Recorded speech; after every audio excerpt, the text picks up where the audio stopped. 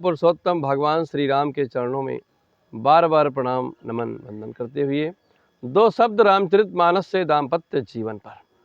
आज की युवा पीढ़ी वेद पुराणों से, भारतीय संस्कृति से विमुख होती जा रही है, जिसके परिणाम समाज में बहुत ही भयंकर सामने देखने को मिल रहे हैं।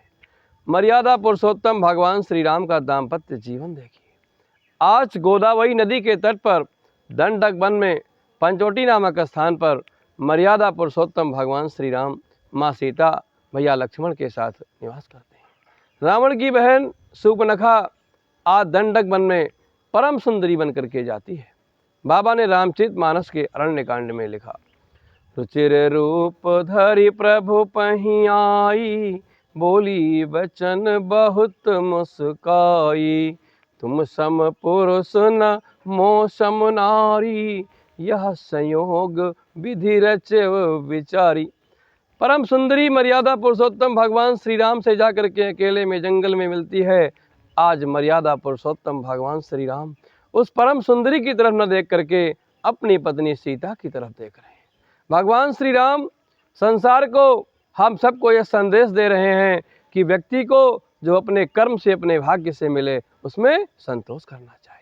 उस परम सुंदरी की तरफ भगवान ने दृष्टि तक नहीं डाली, सीते चिते अपनी पत्नी की ओर देख करके संसार को संदेश दे रहे हैं।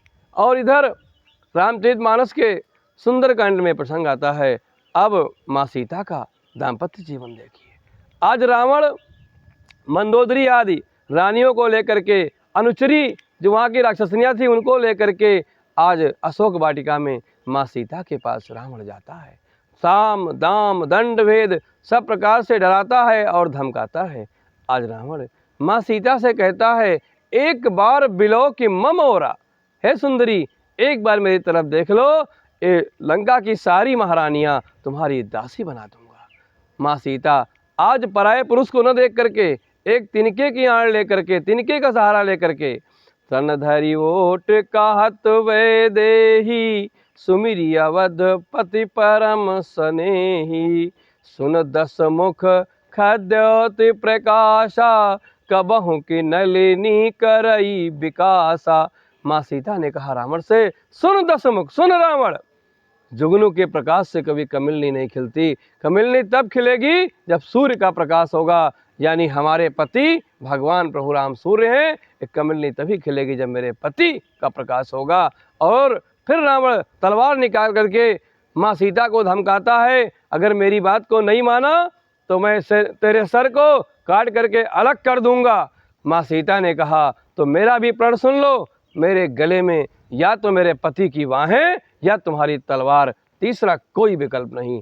ऐसा दाम्पत्य जीवन मर्यादा पुरुषोत्तम भगवान श्री राम और माँ सीता का था। हम लोग रामचरितमानस नहीं पढ़ते, रामायण हमारी जिंदगी है, जीवन जीने की कला है।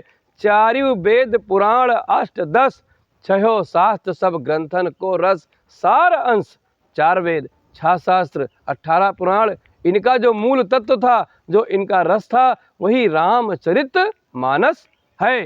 इन्हीं शब्दों के साथ अपनी वाणी को विराम। पंडित उत्तम दास तिवारी, निःशुल्क राम कथावाचक। जय श्री राम।